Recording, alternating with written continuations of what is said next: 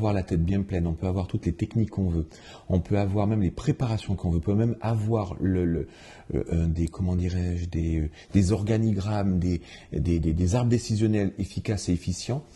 Si on oublie cette partie-là, c'est-à-dire à qui on s'adresse, on passe à côté de l'essentiel. On a de vrais problèmes dans le milieu médical, que ce soit au niveau des médecins ou au niveau des pharmaciens.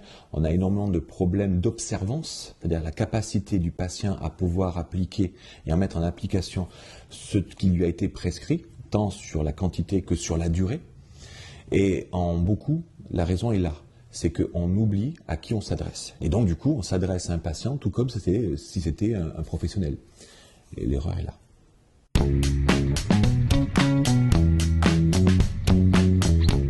Amener au patient le TROD n'a rien de difficile en soi, si ce n'est que nous, pharmaciens, nous sommes chargés de croyances. Et ces croyances nous plombent.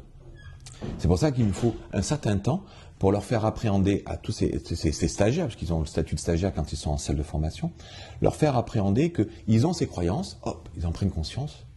Ah oui, on dit tout ça, ah c'est vrai qu'on les plombe, alors là on leur pose trop de questions, mais on leur en dit trop, c'est normal qu'ils ne puissent pas dire oui, etc. Pour après l'amener. Et donc comment, si je devais vous répondre très précisément, c'est tout simplement avec une phrase très courte, avec ce test qui coûte 10 €, je vais savoir, nous allons savoir si vous avez besoin ou pas d'aller voir un médecin, ou si vous avez besoin ou pas d'une antibiothérapie, et là on se tait.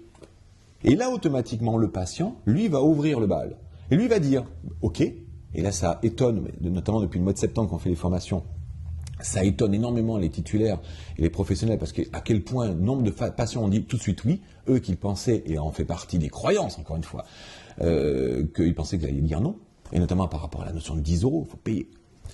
Et donc oui, ou après, il y a pas aux objections, j'appelle ça plutôt des observations, c'est la notion de temps. La notion de temps, c'est « oh, ça va durer longtemps ?» Écoutez, ça va prendre 10 minutes. Mais avec ça, je vais savoir, nous allons savoir si vous avez besoin d'aller voir ou pas votre médecin. Et il y a la notion d'argent quand même. Ah ouais, quand même, 10 €.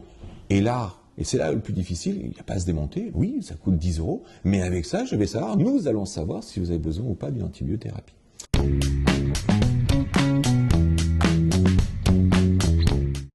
Quand quelqu'un vient acheter une brosse à dents, est-ce qu'on est obligé de justifier qu'il faut payer la brosse à dents?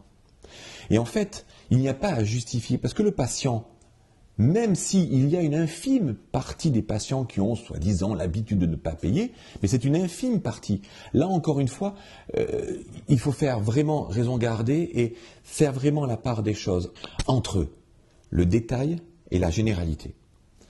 Quand moi je demande à ces pharmaciens qui me disent « attendez, il faut justifier, etc. » je leur dis « ok, il y a des patients qui ne peuvent pas payer. » Oui, justement, ils ne peuvent pas payer. Très bien.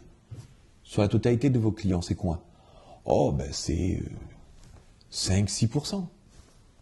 Nous sommes en train de nous bloquer pour 95%, parce qu'on était sur 5, 95% à cause de 5%.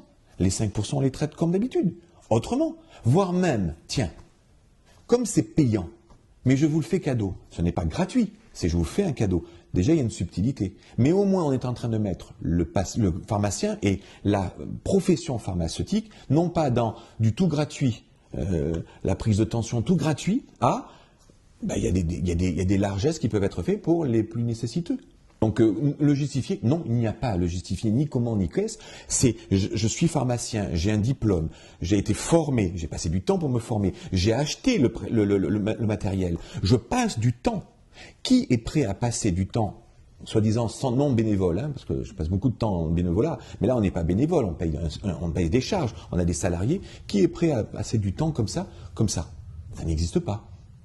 J'aime dire, ce qui est gratuit ne vaut rien. Et en fait, quand on parle de « il faut que je justifie » ou « comment je peux le justifier », en fait, il ne faut pas poser cette question. Il n'y a pas à poser cette question. La justification ne se pose même pas. C'est plutôt « comment je peux faire pour arrêter de me justifier ».